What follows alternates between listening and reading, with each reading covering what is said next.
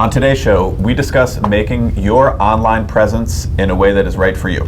I know there's a lot of business owners out there that feel that they're scared to jump on Facebook, they're scared to really just create their own brand on social media for one reason or the other. And I challenge you to ask yourself that exact question is, why aren't I doing these online activities that need to be done? Check it out right now.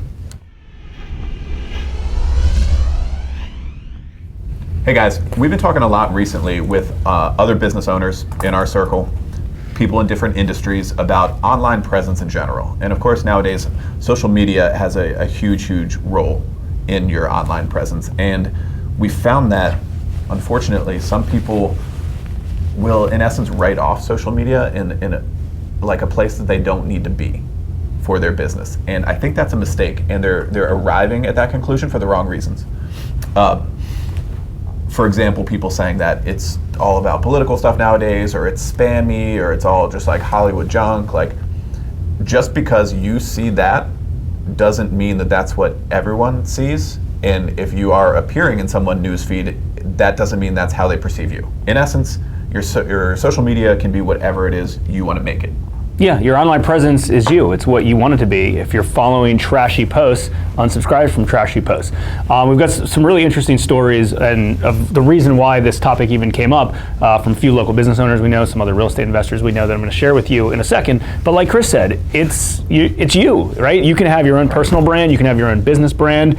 You know, if you don't want a personal page, fine. If you don't want a business page, I mean, at the end of the day, it's your prerogative and it's up to you. But obviously, we all know that media and online presence is where it's at. And it's very, very important. And when we say online presence, this could be this could be a website, this could be a blog attached to a website, all social platforms, Facebook, Instagram, LinkedIn, things like that. You know, figure out, depending on what industry you're in, what's the most applicable to you, and then use those. And the key things is be yourself. Put the content up that directly reflects you. If you don't want to talk about political stuff, don't put political stuff up there. If you're a house flipper and you don't want to say, hey man, I just made $100,000 when I flipped a house, don't put that up there. You've probably never seen us put some of that stuff up there. You put on appropriate things that is a direct implication of what you want to represent yourself as. Yeah, and things that you're comfortable with,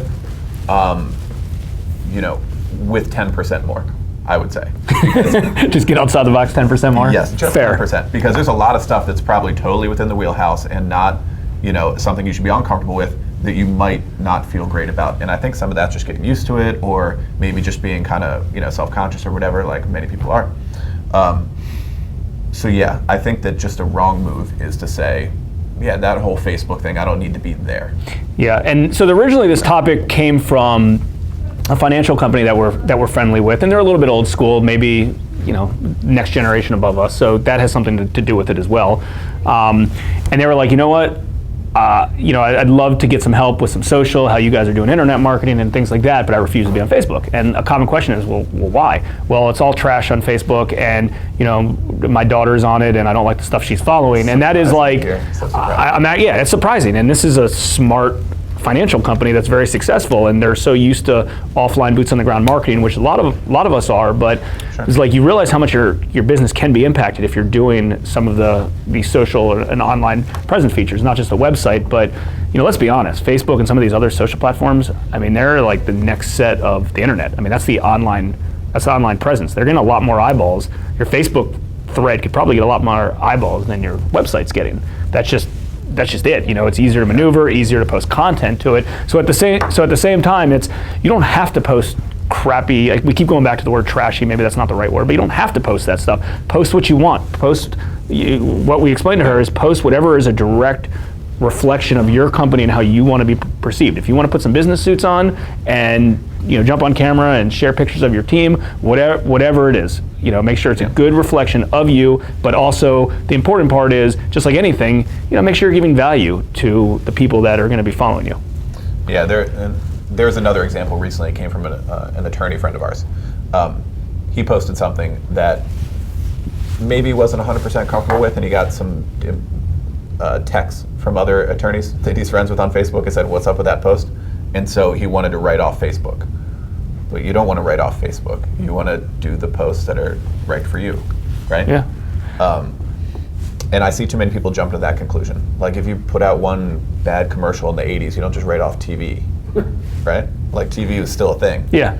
I mean, think about, obviously a lot of you are real estate agents and real estate investors and stuff, and obviously we're as well. And think about what you usually see on that from real estate investors. Hey, I just flipped this property, I made all this money, or I just did this and I just did that. Well, you don't have to post any of that stuff. I mean, that's, a lot of and a lot of people come to us like, well, I don't want to do those things because everyone who's currently doing that, I've unsubscribed and I stopped following. And that's great. And don't do those things. There's so many other endless ways that you can provide value to your clients and have a good representation of yourself by posting quality content to help sellers, buyers, private lenders, things like that.